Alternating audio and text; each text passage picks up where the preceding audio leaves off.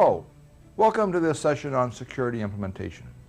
We're going to be sharing some thoughts during this session on how you can implement security on your AS400 to make it more effective. We'll be talking about three different areas. First, how a security policy and plan plays a role in defining what security works for your system. And then we'll be focusing on how some of these security policy plan issues really can be implemented on your AS400. And then we'll spend some time looking at some reporting techniques from the user profile, using the authorization list, and lastly, looking at library user tools and some of the tools that are available to you there.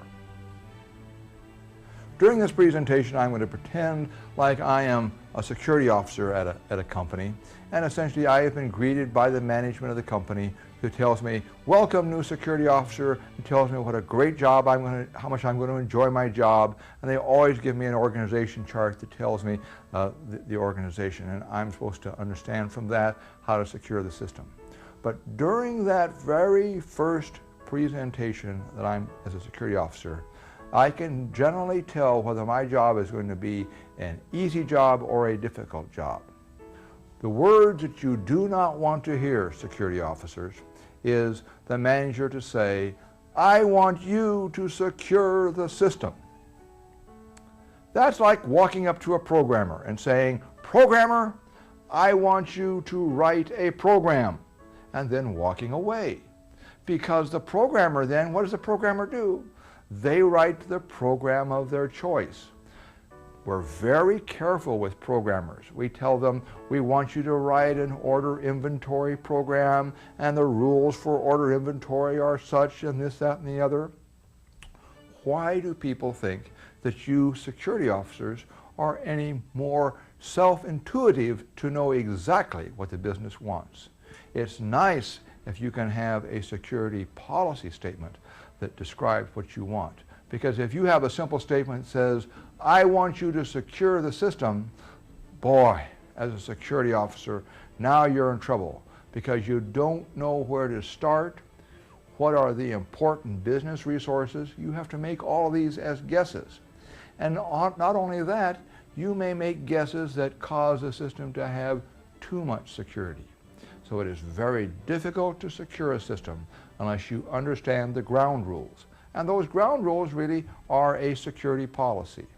What you would really like to hear during that initial interview as a security officer is the management to say, security officer, I want you to implement this security policy document. And they hand you a document that describes what's important relative to security on the business. Oh, now your job is much easier, security officer. You've got a good starting point because this policy should explain what's important to the business, how much security is enough, and hopefully when to quit. But you also have to be worried, is the policy current and does management support this policy? When I go out and talk to AS400 customers, a relatively few of you, unfortunately, have a security policy. You're kind of like the programmer that says, go write a program and it's up to you to make those security decisions. I would encourage you to go to your management and encourage them to write a security policy document for you. And they probably will decline, but what my recommendation is that you then volunteer to assist them in drawing up some of the structure of a security policy document. A security policy document does not need to be complex. It generally should have a few terms that are going to talk about the physical security expectations, what users are expected to do, what authorities that you're going to use in the system, possibly what the backup strategy is supposed to be, and maybe there are some special rules or special conditions that apply to your institution that need to be enforced. That's what a security policy document looks like. If you have a good security policy document, then it's up to you as the security officers and the technical people on the AS400 to take that security policy statement and implement it what I call a security plan. Now, a security plan is a much more detailed specification. It's going to get down to the detail of this is the way you're supposed to set the system values. This is what you're supposed to do and how you're going to handle certain situations. That's a security plan. The policy statement should be a management level statement of what's important to the company. It should be a high level statement such that it applies not only to the AS400, but it can apply to your PC and LAN networks and any other systems that you might have on your system. It'll be up to you to then take the security plan, the plan document, when you might even be required to have several security plans because you might have multiple AS400. I'm sure that the security plan for a highly secured area like the payroll area or human resources area might be entirely different than an AS400 that is being used in the back dock for inventory. But it's up to you to make that determination, and your security policy document should help you. Let's look at the difference between a security policy and a security plan. First, a security policy statement. Here is an example of an existing security policy statement. Unauthorized attempts to access the system shall be prevented. A very general, high-level statement from management as to what they expect relative to users. You then, as the security administrator, are going to take this security policy statement and interpret that very directly and let us assume it says, well, after 3 consecutive sign-on failures, you're going to vary off the user profile and vary off the device where the user is. But because you know more about the installation that you're working on, you know that this is a 24-hour shop and you're going to have to make special arrangements should users not be able to sign on third shift. Because I know you security officers don't want to be around as a 24-hour day job all the time because it just doesn't pay that much, right? So let's now then take this security policy and security plan, and we're going to work through several security policy plans through some examples. And you guessed it, the very first one we're going to be talking about is this very first user policy that says, after 3 consecutive sign-on attempts, we're going to vary off the device and disable the user profile. Oh man, this AS400 security is easy. To accomplish this, you security officers need to do only 2 things. You need to change the user profile, you need to change the max sign system value to 3, and you need to change the max sign system value to 3. What does this say? This says users have 3 attempts to sign on, and after those 3 attempts, the system is going to disable the user profile and the device.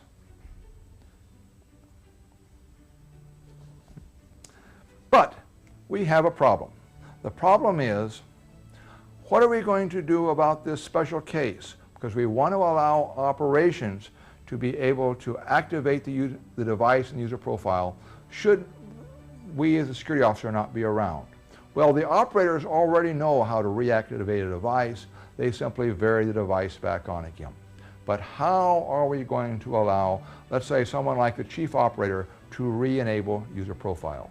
And this is a problem we want to solve. Let's see how I went about solving that. The problem I wanted to solve is allow the chief operator to re-enable user profiles. And so what did I do? I wrote for the operator a very simple CL program. This CL program accepted a parameter that was the name of the user profile, and then it did a change user profile to status enabled, and essentially I gave this operator this command and it seemed to work quite well. I tested it, it re-enabled user profiles, and I was very satisfied with the results. But let's be practical. In the real environment, it's not that user profiles get disabled, it's what? And if your users are like the users I know, your users forget their password. This program isn't adequate because it only re-enables the user profile, allowing the user to guess some more times, trying to figure out what they set their password to. probably you might want to change the program just slightly, and let's deal with the case where users forget their password. If users forget their password, we're going to expand this program to let the operator not only change the status of the profile, but we're also going to allow the operator to assign a user a new password. Because the operator might be doing this and we want to know about that, why don't we add some things to the program? You can see what I've added to the program is I added resetting of the password, but I also added sending a message to the message queue. And sending this message to the message queue simply is going to be a record for us as security officers that someone has reset a user profile. You could also write a journal entry to the audit journal if you'd like, if you would prefer, and that would really be a better solution. But I would even recommend that you expand this program just a little bit more, and that is when you have the operator change the user profile, have them set the user profile to expire, password expired yes. What this does, this says that the user, when they get a new password, the very first time they sign on, they're going to have to change their password immediately. And hopefully, now they'll remember it after they've gone to the trouble of going to the operator to get that. So essentially, I had this program, and it was working quite well. I tested it, and I was very pleased with the way the program worked, and I turned it over to the operator. And what did I discover? The operator says, Wayne, your program may be interesting, but I can't run the program because it says I get an authority violation when I try to do a change user profile. Why is this? Because the operator will have to have SecAdmin and all object authority. Do you want to grant the operator this authority? I think not, because that makes the operator a security officer. What can you do? The solution is to use one of the AS400 capabilities of allowing this program to adopt authority. So essentially, when you created this CL program, when you created the CL program called enable, specify user profile * owner. What does that do? That adds the adopt owner attribute to the program that says, now while the operator is running this program, it's going to adopt the owner's attribute, and since the owner of the program is the security officer, now the operator is going to be able to run this program. And I gave it to the operator, and the operator was delighted he could do the function. And I was very pleased with my job. But what had I forgotten? There's one thing that I was missing. I discovered what? That not only the chief operator could run this program, but everybody in the system could run the program. Why? Because the default authority for objects is public authority change. I only want the chief operator to be able to do this. So what am I going to have to do? I want to go out and revoke public authority and then grant access to the chief operator. Let's take a look at the commands that are necessary to do that. Here's what would be the solution. Essentially, I'm going to grant to the program and to the command for the user profile public exclude authority. Now no one can run the program. Then I'm going to create an authorization list, which the public authority I'm going to say is to be excluded on the authorization list. And I'm going to put the chief operator on the authorization list with use authority. Then I secure the objects of the command and the program with this authorization list, and now the chief operator and only the chief operator can use this program. Some of you are probably saying, Wayne, it's really great this AS400 security, but look at all the commands you had to enter. Don't you try to stand up there and tell me how easy AS400 security is.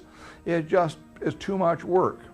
Well, let's take a look at an example. Had you been thinking ahead and had you been planning correctly, what the proper solution would have been. The proper solution would have been, if you planned ahead, is first create the authorization list, and then you want to add the operator to the authorization list with use authority. And then, rather than having to revoke public authority, if you are careful at the time you create the objects, When you created the CL program, you can use the parameter AUT and name the authorization list. And when you created the command, you can name the authorization list. So you don't need to revoke the public authority.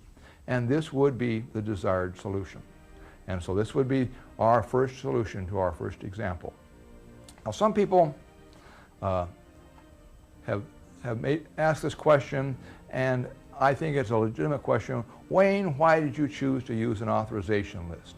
Could you use private authorities instead to give the chief operator access?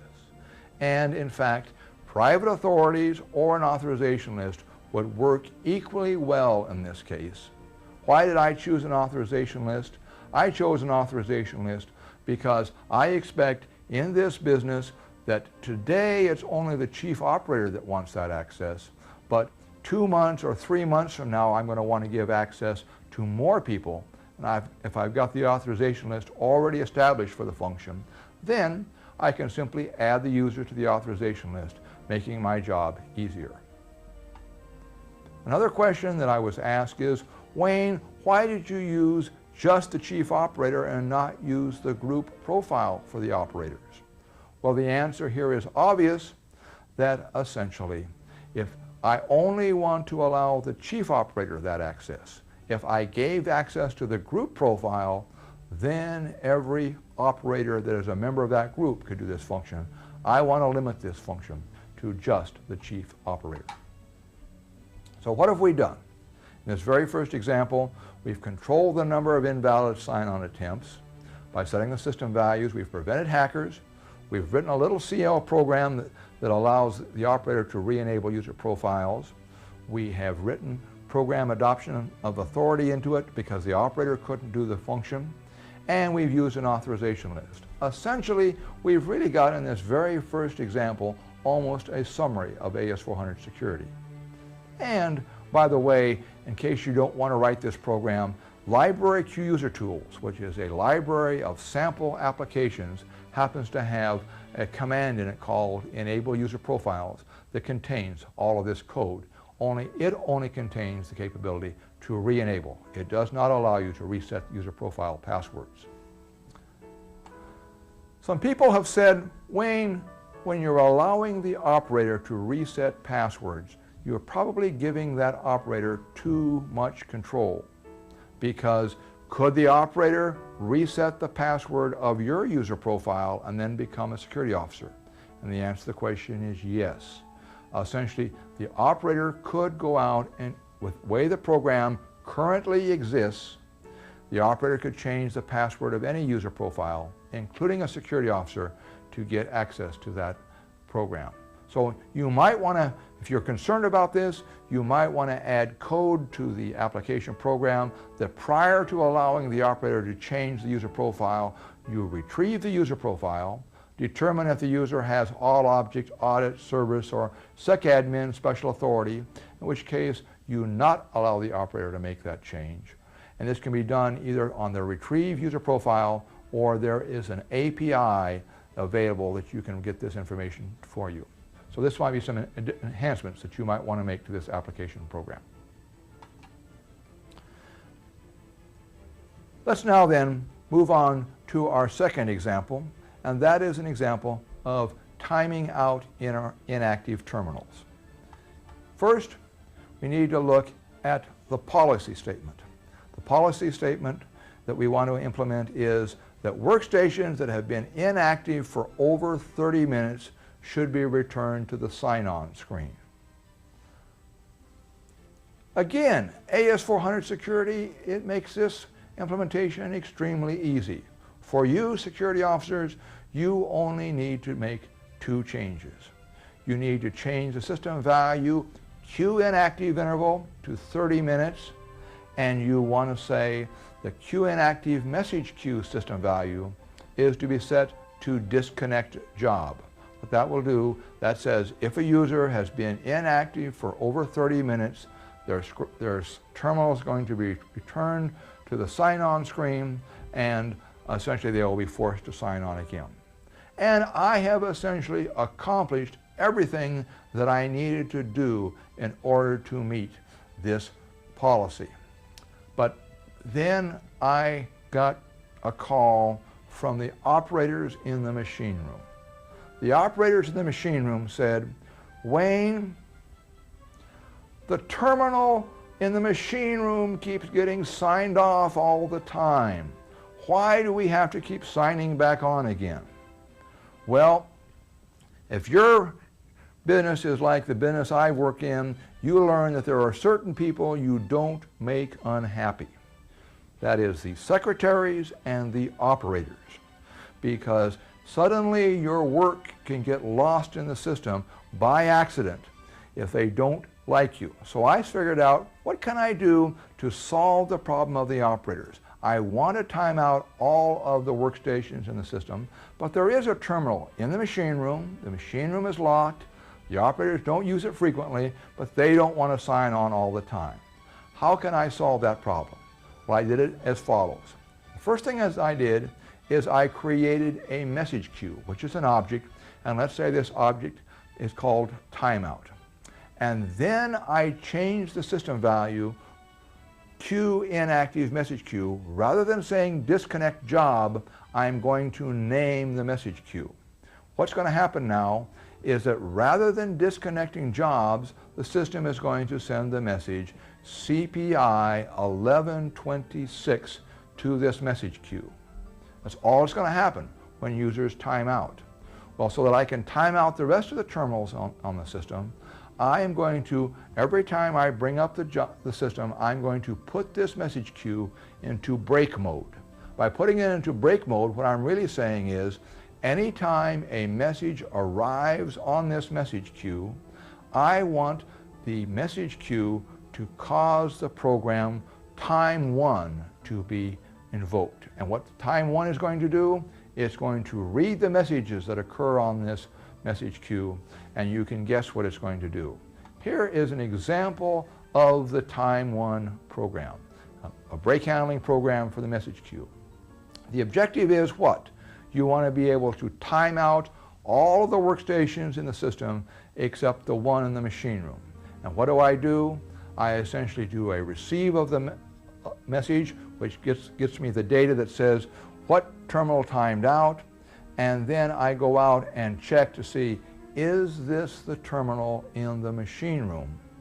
If it's a terminal in the machine room, I simply ignore the request. For all other workstations, I'm going to go out and retrieve who the user is, what the job is, and then issue the disconnect job statement. So this would be an example of how to handle messages on the system.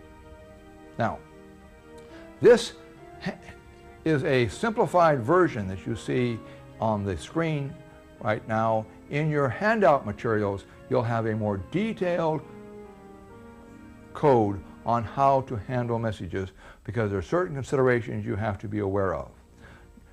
While I set the timeout interval for 30 minutes, it doesn't occur for an individual workstation.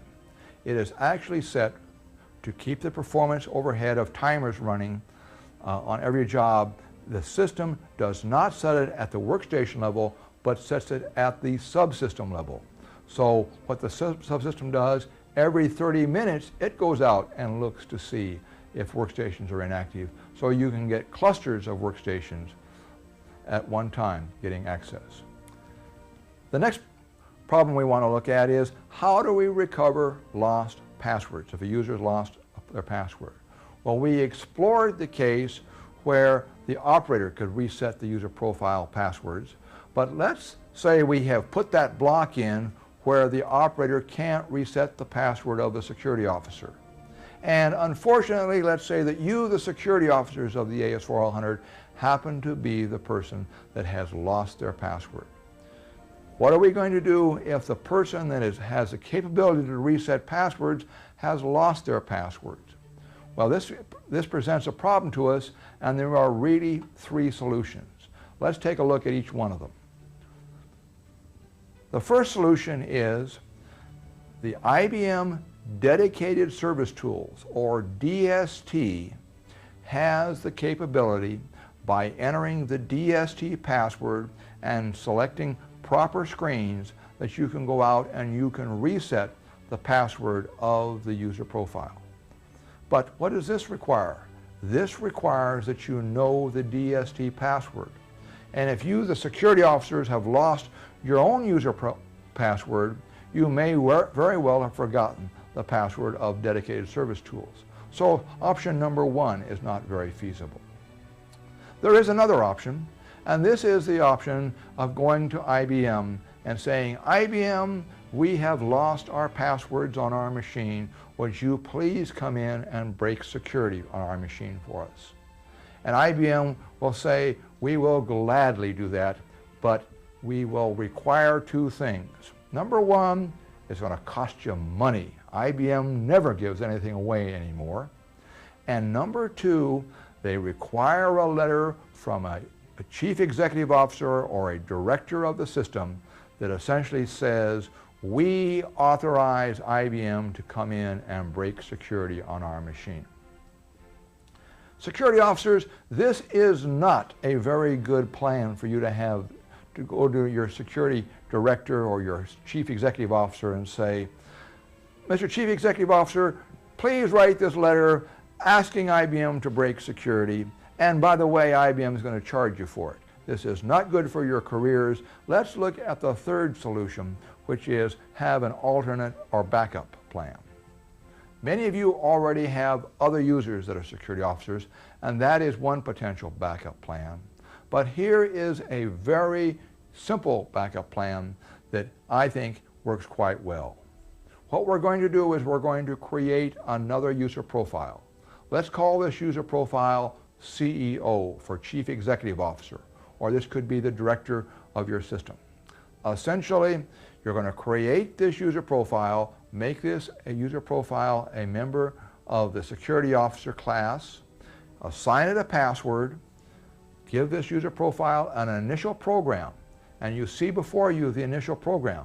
The initial program is nothing more than a change user profile for the user profile security officer, and if you notice the question marks that appear in the code, what these question marks do, this cause when this program gets run for the user to be prompted with the screen that you see below that essentially says, enter in the password for the security officer. Now, since I don't have much confidence in CEO's capability to use the system, what do I do immediately after they change their password? I immediately sign the CEO off. So the only function of this user profile is to be able to reset the password of the security officer. Now, for the password of this user profile, I would recommend that you take this password for this user profile, put it in an envelope, and take the envelope and give it to not the Chief Executive Officer, but to the Secretary of the Chief Executive Officer. Because if you give it to the Chief Executive Officer, they're going to lose it. You give it to their secretary, tell the secretary, this is an important password that the Chief Executive Officer may require at some time. Then go in and tell the Chief Executive Officer, I've given you a way, Mr. Chief Executive Officer, so that for should any reason I not be available, or should you want to take control of the system away from me as a security officer, you can do that. Chief Executive Officers love this because now they feel they have a way to take control of the system. They don't want to exercise that, but they like to know they have that option. And so this is an action that I would recommend you might want to do. Let's take a look at another example. And during this example, we're going to focus on how should you structure the user profiles on your system to take maximum use of the system.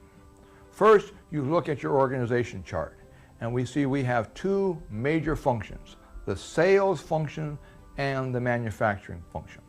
And the policy that we are going to try to implement is that users are not to share passwords, that group membership will be used to simplify our security management. So what we're going to do user profile wise is for each major area, like the sales area, we're going to create a group profile. And the manufacturing area, we're going to create a group profile. Then for the individual people in sales, like we're going to create profiles for them and assign those profiles a password, and for the people in manufacturing. That's what we're going to do. But in addition to that, I'm also going to recommend that you might want to assign a security administrator, one in the sales area and one in the manufacturing area. The job of the security administrator will be to enroll people as they enter either the sales function or the manufacturing function on the system.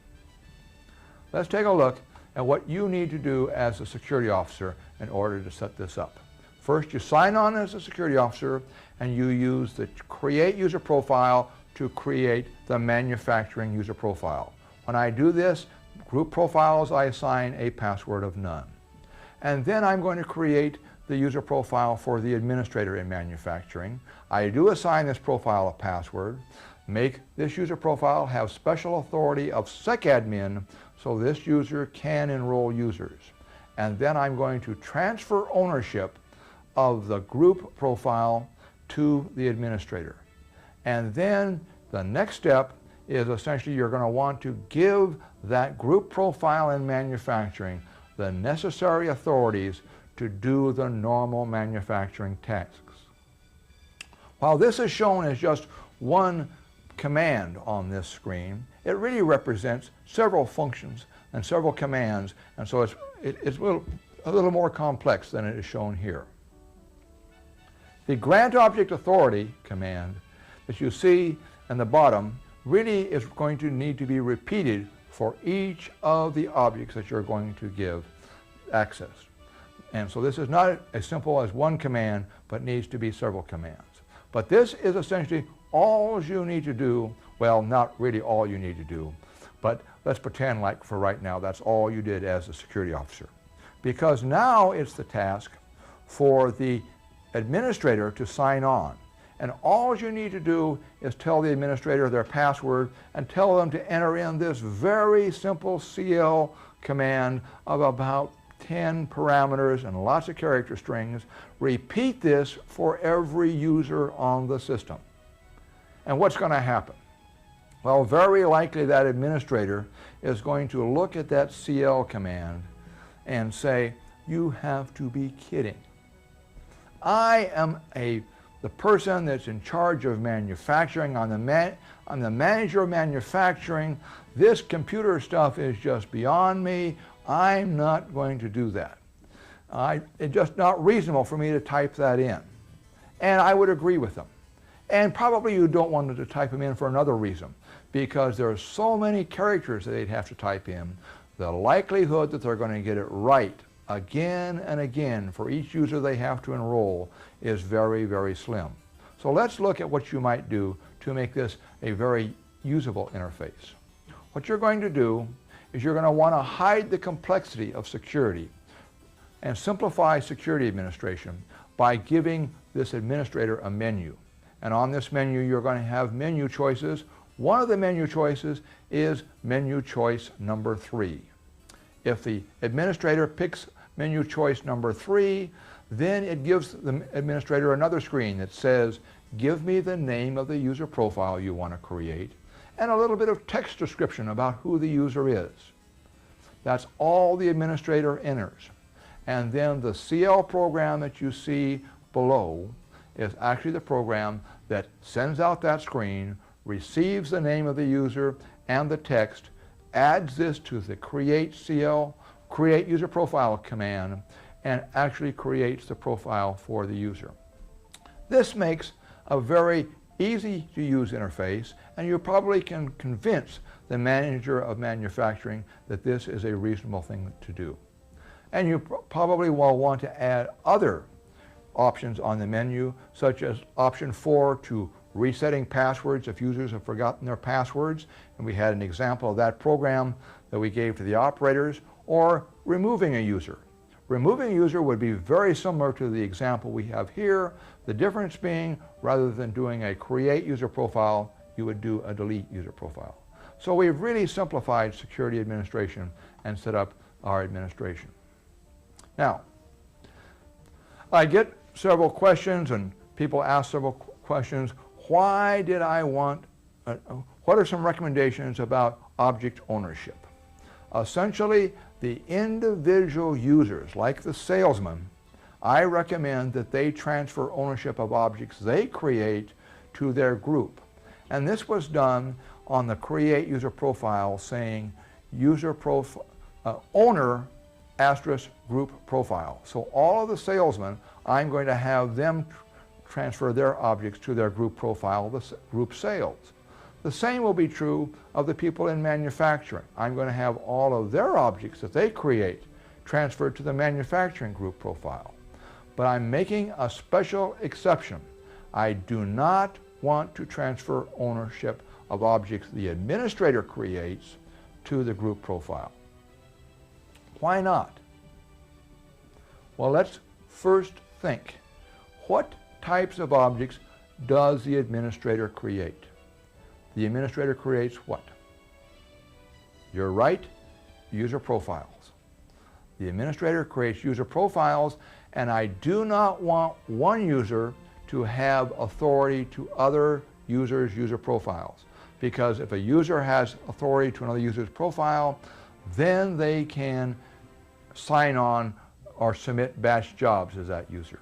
And by having the group profile own the user profiles, then every group member would have access. So the individual administrators should own the user profiles, and they should not transfer ownership of their objects up to the group. Now, it turns out that the administrator in sales and the administrator in manufacturing, their user profile looks identical so far as the way you created their user profile. You created both of their user profiles with SecAdmin, or Security Administrator privilege. What does this say? They can create user profiles.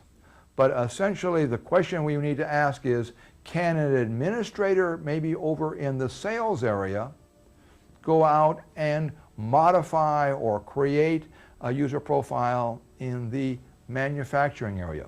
Is it possible for someone as an administrator in sales to get out and mess with the people in manufacturing? A very undesirable situation, and in fact they cannot do that. Why can't the administrator in sales access the user profiles that are in the manufacturing area? The reason is what? The user profiles in manufacturing are owned by the user profile of the administrator in manufacturing. And only that user profile is authorized to those user profiles.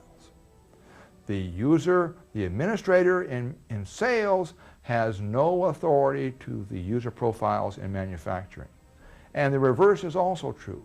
The administrator in manufacturing has no authority to the user profiles in sales. So we've got a natural division. Essentially, the administrator can work only in the user profiles that they create. And they can also not enroll somebody using a different user profile, mainly because you've limited them by CL program, but also because they do not have authority to the user profiles on the system.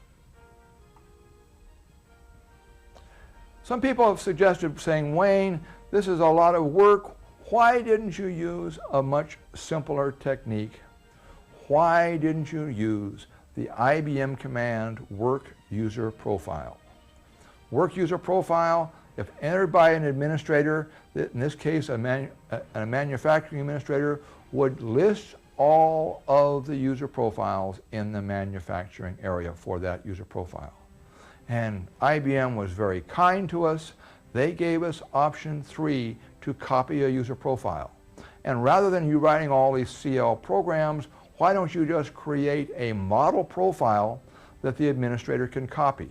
And in fact, if you gave them work user profile and a model profile, they could put option 3 out in front of this screen, and when they pressed enter, they would be greeted by the prompt screen where they could enter with filled in values for all of the fields from the model profile, where they would be able to type in the username and the text. What's the exposure here, and why don't I recommend this technique? Yes, this would work, but the administrator could not only change the name of the user profile, but they could also change the text, but they might also say, what's this limit capabilities field? I think I'll make this user limit capabilities yes. Or they could change other parameters that you, the security officer, don't want to do. So yes, the work user profile and the copy function can be used, but it is not as secure as you writing this very simple CL program to control access on the system. Let's talk about another concept and another implementation problem that many of you have. Many of you have a case for a need for multiple group profiles. You have users that need to be in multiple groups. You have a user, in this example here that I'm showing you, is essentially a user that needs to be in the human resources group and the salary group. This need for multiple group profiles is often created not only because of the work environment, because oftentimes you have to have application programs or packages that you're buying, and they assume that you're going to put the user in a specified group, never thinking that the user might have to use more than one application package. Well, what do we need to do when we have a user profile that needs to be in more than one group? Well, unfortunately, IBM limits you to one group profile. Just as a word of enticement, when you put on version 3 of the operating system, this restriction is going to be removed. But for right now, you are limited to one group profile. What we would really like to have is a case where we could have multiple groups. Today, what do we have to do? We have to give the user 2 different user profiles and have them sign on with the appropriate profile that corresponds to their group. And what is the user going to be saying to you as the user? Why do I need to sign on 2 times? Can't you make this system security much simpler? What I would like to be able to do is sign on 1 time, have a menu that gives me a way to choose what major function I want to do. And I've got some good news for you, that dynamic change of group profiles is possible, and that's what we'll be covering during this next section. What people want to do is they really want to have the user has a menu, and from this menu they will be able to choose the function, and from that function they will go out and then they will change their user profile so that you can be a member of one group or another group or even the green group. You can let them change dynamically. People have written applications to go out and change the user profile when the user selects a menu option, and they change their user profile. And what do they discover? Nothing happens. It doesn't seem to work. Let me explain to you why it doesn't work and then how we're going to solve this problem. Essentially, why it doesn't work is IBM has a concept of the process authority. The process authority is established at sign-on time, so when you sign on and you are a member of the red group, then the process authority is that of yourself and the red group. If you use a change user profile command to change you to the blue group, your user profile is changed, but the process authority doesn't change. So far as the process is concerned, you are still running in the red group. Well, simple. All you need to do is tell your users, sign off and sign back on again, and you'll be in the right group. And what are your users going to say? No way. This is too difficult. You've got to make it simpler. And so what I looked at is, I know I want to do a change user profile, but I want to be able to find a way to simulate the sign-on, sign-off for the user so that the user doesn't know that it happened. And there's really 2 ways that you could do it. One is you could use the CL command reroute job, but reroute job has a significant amount of overhead associated with it. Plus, you cannot reroute a job while the user is using group jobs. But IBM developed some application program interfaces that will allow us to do the effectively changing the group profile for a job while the job is active. Let's take a look at what these APIs are before we go into the details. Essentially, the way your system is established is that you have for your workstation a job or a process associated with every workstation on your system. There is a one-to-one relationship. Well, one major supplier of software said, we have a different need. We want to have multiple workstations being handled by the same process or the same job. And we need the ability to dynamically change the user profiles. So IBM created 3 APIs, the QSY get profile handle, the QSY release profile handle, and the swap user profile. What you do is you go out and you get a profile handle, and then you can swap the user profile, and you can dynamically cause the job to change its user profile. Well, I decided, looking at this, that I might be able to take advantage of this. And so what I did is I wrote a very simple program that says, I'm going to change the user profile, and then I'm going to swap the user to themselves. What's happening is by swapping the user profile to themselves, after having made a change of the group profile, I change the process profile.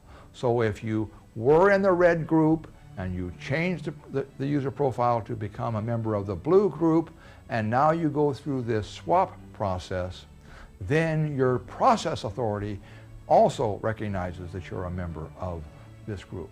And here we have the code to do that. You see that there are the 3 calls to those APIs, and then I go ahead and I always force the user profile back into its original group, so that you always know that you have the same starting group. If you'd like, you have the code in this example here, or also Library Q User Tools, an example library on the AS400, has this code available to you with the change group profile command.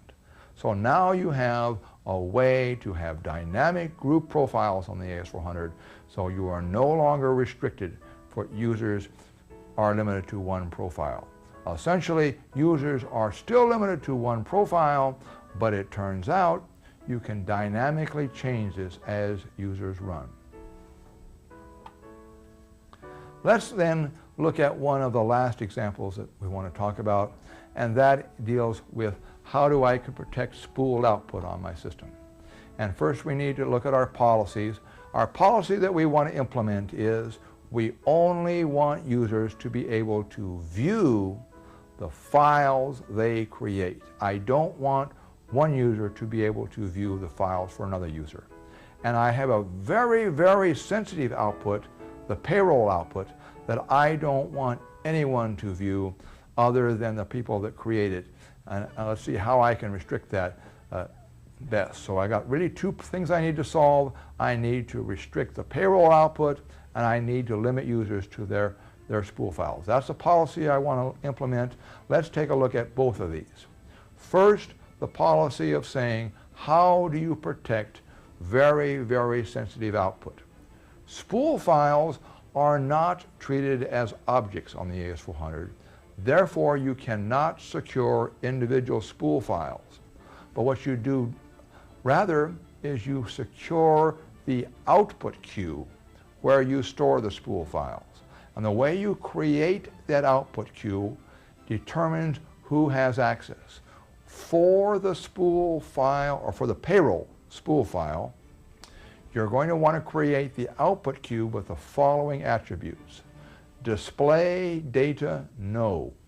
This says that even if a user has job control authority, they cannot look at that file. Operator control no for this output queue says an operator cannot start a reader or writer or cannot change the entries on this job queue. And finally, you're wanting to say authority check * owner.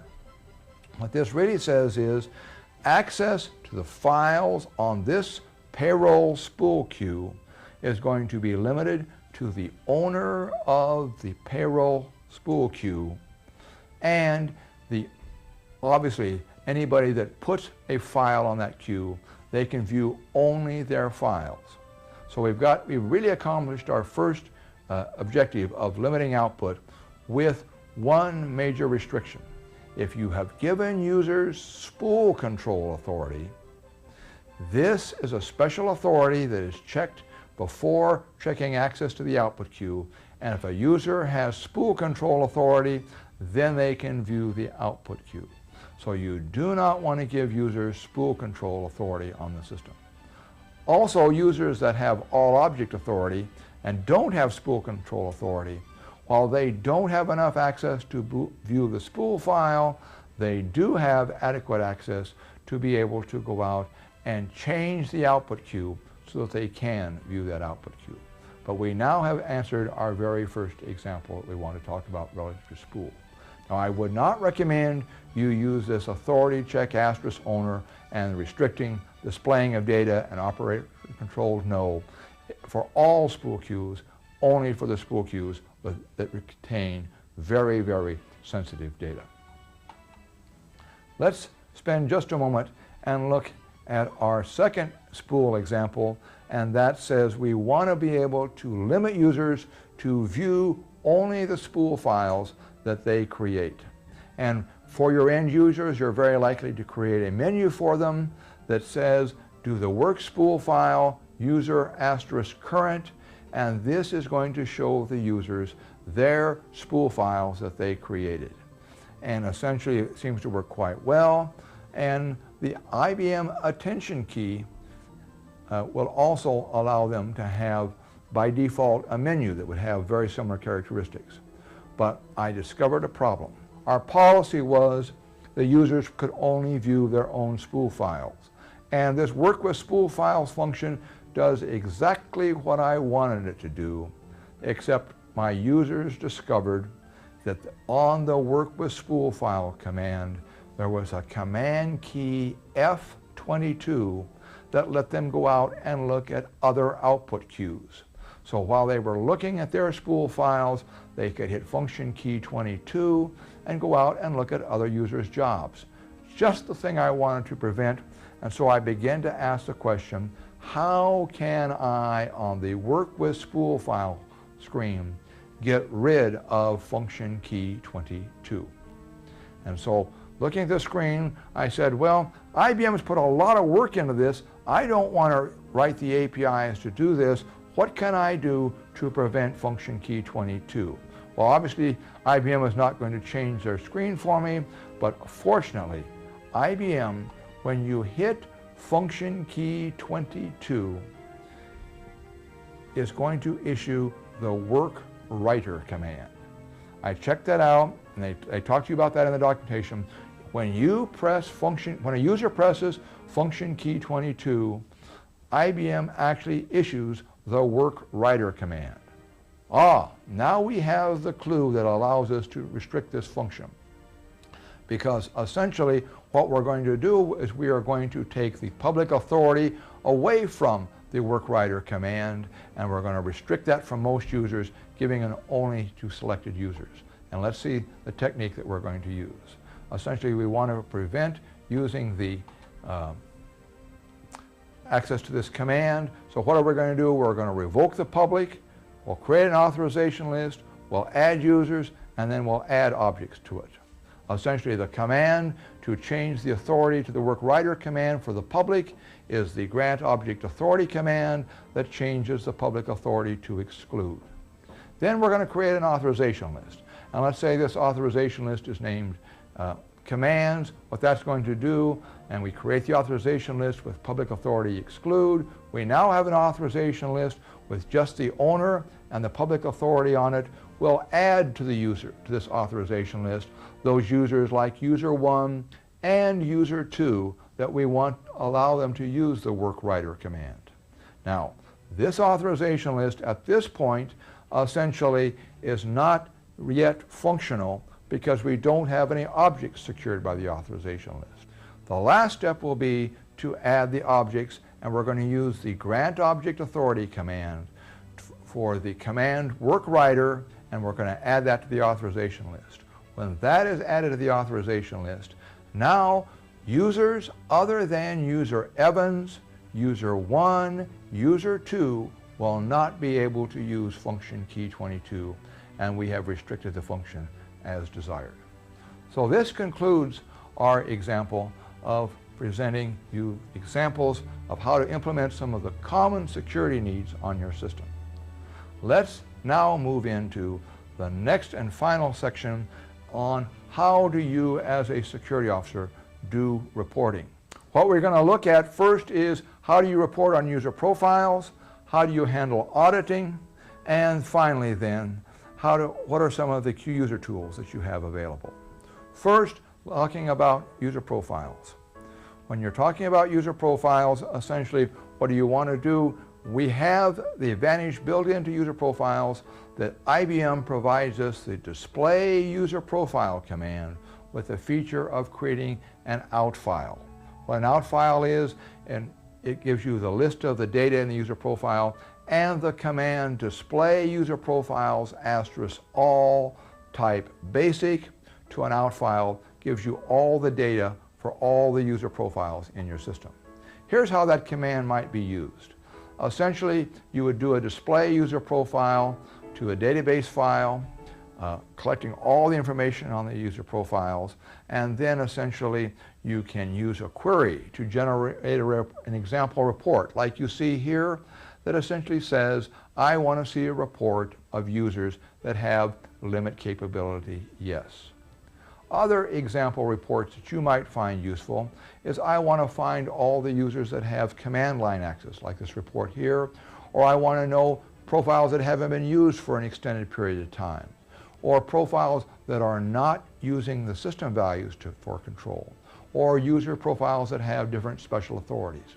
These are the types of queries that you might use.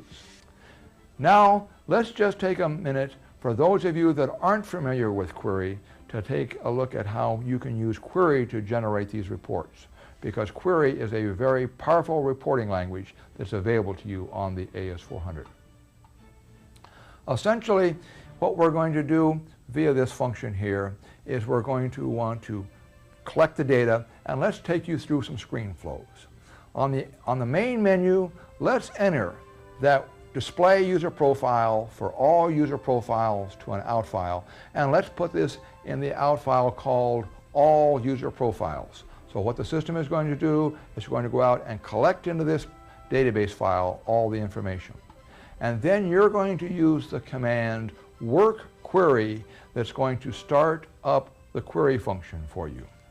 When you start up query, it's going to ask you, what do you want to do? You take in option 1 that you want to create a query, and let's give this query a name like profile 1, and we press the enter again, and we are greeted by the query main menu.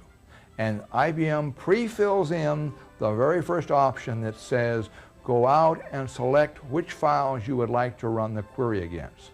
So pressing enter here at this point gives us a screen where we enter the name of the file that we want to query. Do you remember the name of that file?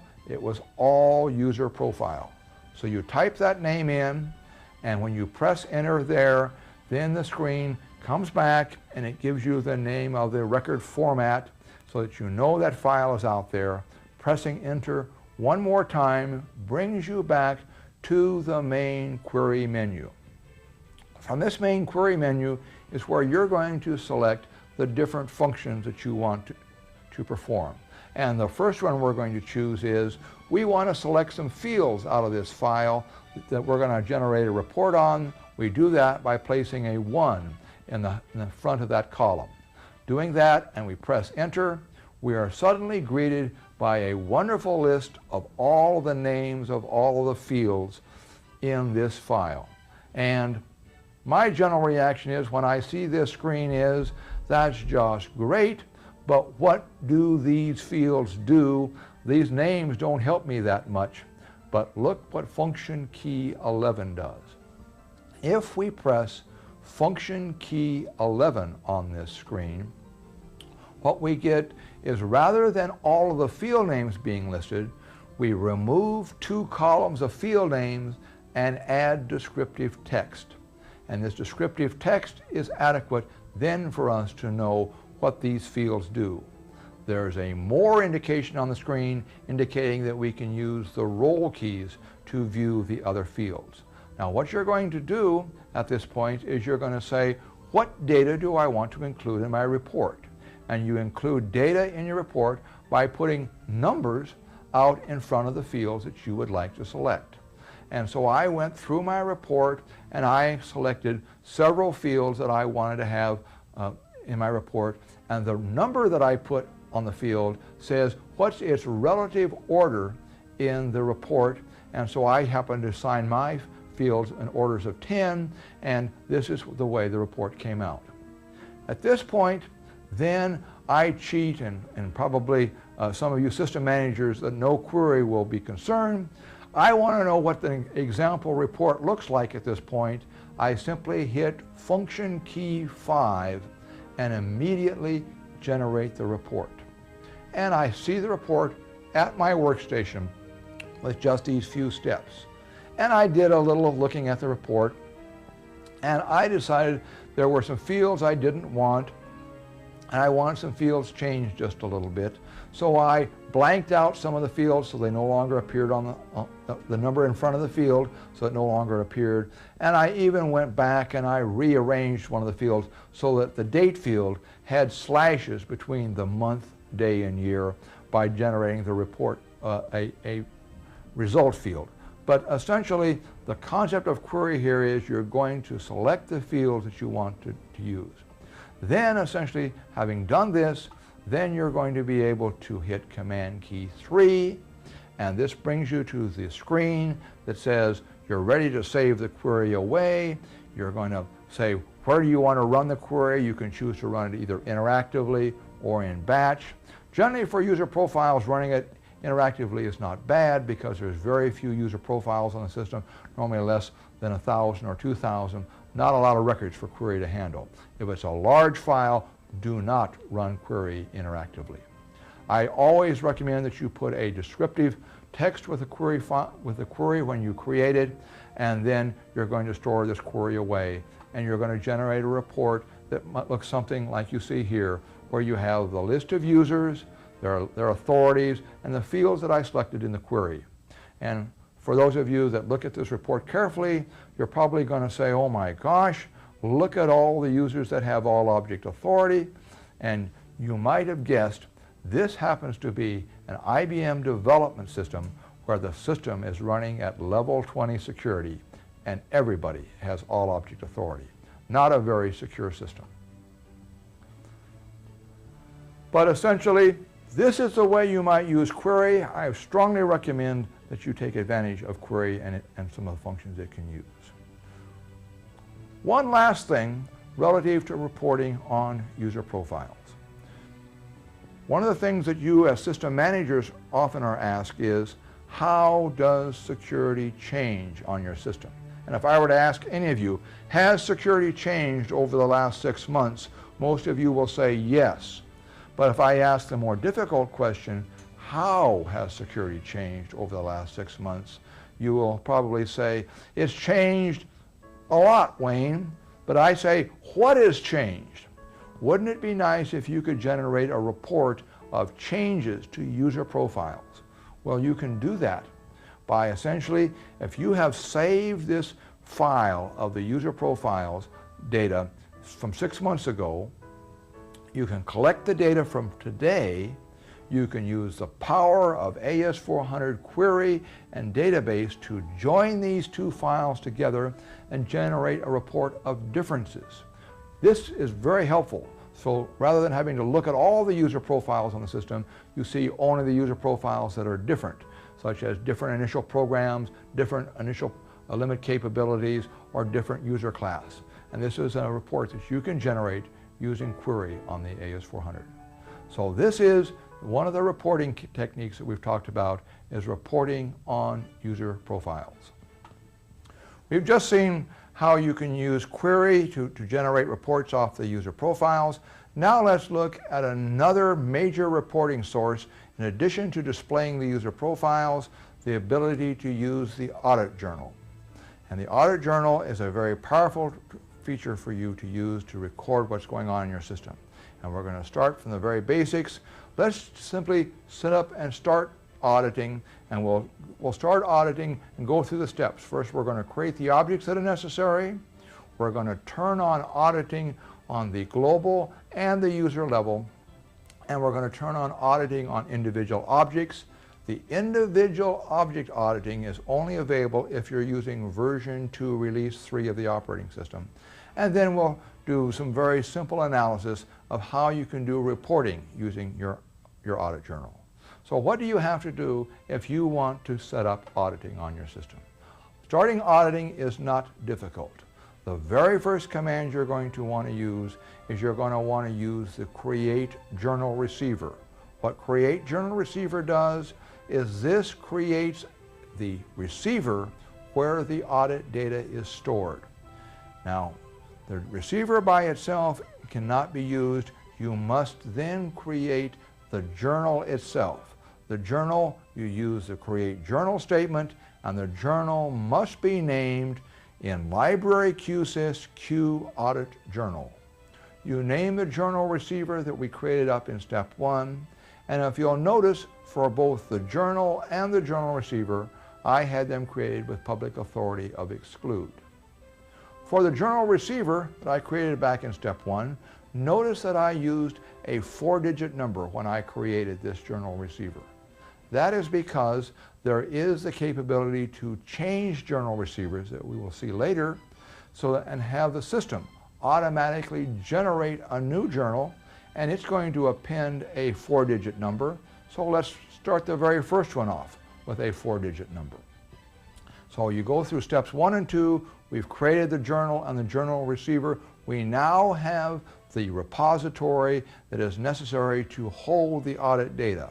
Our next step is to start selecting what data we would like to have audited. You do that if you want to audit globally, system-wide events. You can specify any of the following parameters.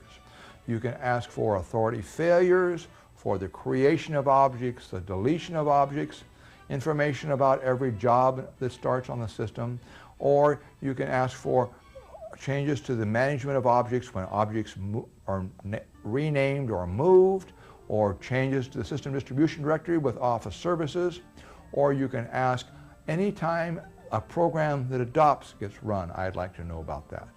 Or the program failure option allows you to detect conditions that would cause programs to fail if you were running level 40 security. Program fail, I would recommend to be turned on if you're considering moving to level 40 security.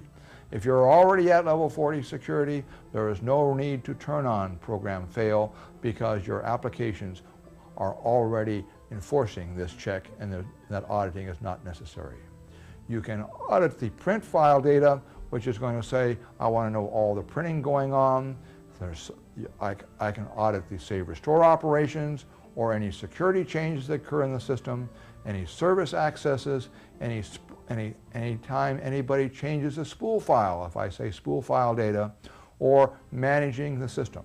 Now, as I look at this list of things to turn on, there are some things that I would recommend that you avoid just because of the volume that they might generate if you're turning them on in the system value. Because if you turn it on at the system value level, you're going to turn it on for all users all the time. The ones that I would recommend avoiding globally, unless you really are interested in the data, and it's simply a statement of volume of data that gets generated, is you want to avoid the use of maybe the spool file data globally, the printer data globally, the program adoption globally. All of these generate potentially lots of data records. The next one that you probably in the category to avoid is probably auditing security changes globally, because you're going to find that there's going to be a large number of audit records cut when you create objects like new objects in the system like in library QTemp.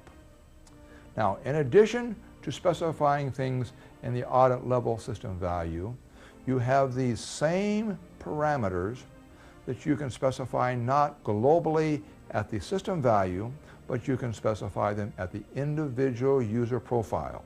You can do this with a command called change user audit that was new in version 2 release 3. And you can essentially audit all of the things, but change user audit gives us one more option, and that is asterisk command. If you have a user that you would like to know what commands that user is entering, you can turn on asterisk command auditing, and every command that user enters or every menu option that that user chooses that causes a command to be issued will be recorded in the audit journal. Should you turn on command auditing for all users? Definitely not. Who should you use? Probably yourselves, the security officers, are good candidates to have command auditing turned on. So now what we've done is we have selected the actions that we're going to audit in the system. Now we want to turn on object auditing. Let's say you have particular objects that you would like to audit, and we use the command change object audit, a new command in version 2 release 3 that says what are the auditing criteria for a particular object. The default for all objects is asterisk none. Don't audit this object. You can choose to say, I would like to audit all or any access to this object, or change auditing says, I would like to audit changes or modifications to the object, not references, just changes. Or if you can't make up your mind and would like to do it for some users and not other users, the option asterisk user profile auditing says, I want to audit this object for some users and not other users. That's the asterisk profile option. There's also in the user profile, if you've ever specified that asterisk user profile option, then there's a new field in the user profile in version 2 release 3 called the object audit. And on object audit you can specify none that says this user profile is not to have any objects audited if the object said asterisk user profile. Or you can say I want to audit all of the objects and all actions of this user, or change actions of this user. So that is the way you're going to set up your user profile. In review, what we're going to do is we've got the change object audit that we're going to set up for an object, and it can say none, change, or all. That is a global specification that applies to all users. If it says asterisk user profile, it says I'm going to determine it on the user profile basis, and then when it says asterisk user profile, we go to the user profile, the object audit parameter in the user profile. Let's see an example. Here we have an example of 4 objects, A, B, and C, and by default they all have no auditing. We're now going to, for object B, use the change object audit command to change this object to have all auditing. For object C, we're going to change this object to have change auditing. And you've guessed it, for object 3 or object D, we're going to change this object to have user profile auditing. So we've got our objects A, B, C, and D that we have our auditing criteria specified on. Let's add some users to the question. We've got users 1, 2, and 3, and let's, for user 2, change their object audit criteria from none to all.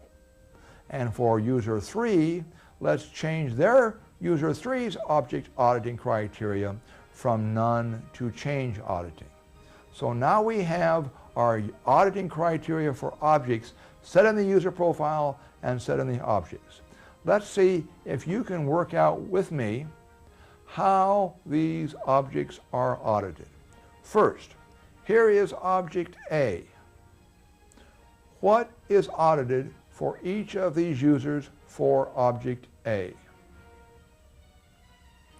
If you said there was no auditing for any of the users, you were correct, because the none attribute is a global attribute that applies to all user profiles. So for object A, there is no auditing, and this is probably the way most of the objects will be on your system. Now let's take a look at object B. Object B says that you want to do all auditing. What does this say? What users are going to be audited? Well, as you would expect, all auditing is global, so all of the users on the system are going to be audited. And what type of access is going to be audited? It is going to be any access to this object. That's what the all specification says for object B. Object C, rather than specifying auditing of all, it says I want auditing of changes. And again, all users are going to be audited, but in this case, rather than it being every access, we're only going to audit the users and the transactions that change this object. For object D, it says asterisk user profile. And so what would you expect to be the auditing criteria for for object D? Since object D said asterisk user profile, this is now when we go up to look at the user profile to determine what auditing you're going to do. For user 1, going up to looking at the user profile, it says none auditing, so we would expect no auditing for user 1.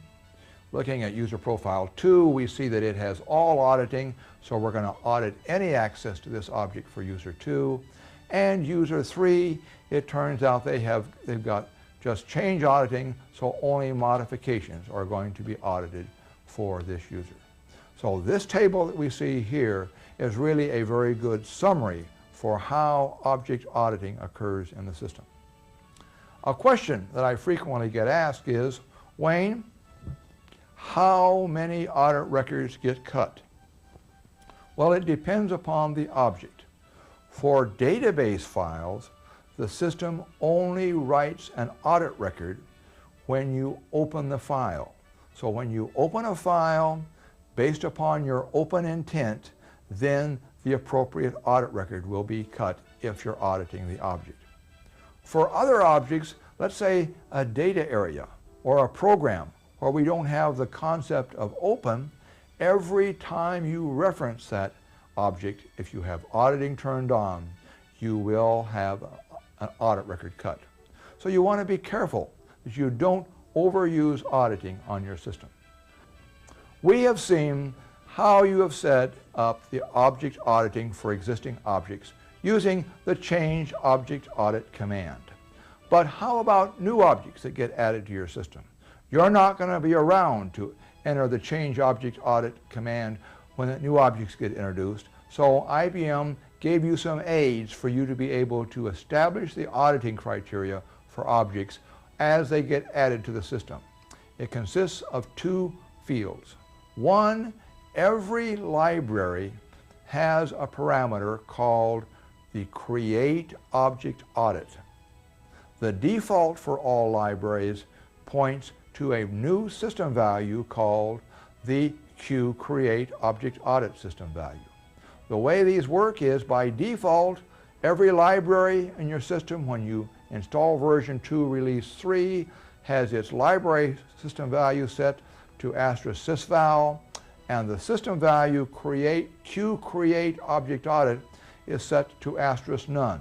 So new objects as they get created on your system have no auditing. But if you'd like to establish new auditing criteria, one of the things that you can do is you could say, let me just simply go out and use the change system value command, and let me now change the system value from rather than saying no auditing to say asterisk user profile auditing.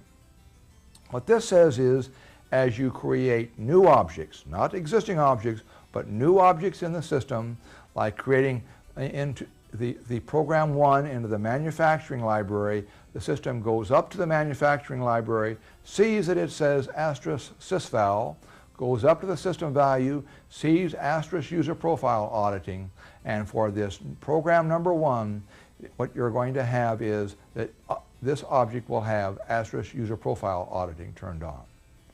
Now, that is one way that you can set global auditing for all of your objects. The other option would be is you would go into a particular library, like library sales, and you use the commands of the create library or changing an existing library, and you say, I want to change the object audit to asterisk change. This says, rather than using the system value, when you add an object to this library, then you don't go to the system value, you immediately apply change auditing from this system value. The way that the object auditing works very similar to another system value. That is what?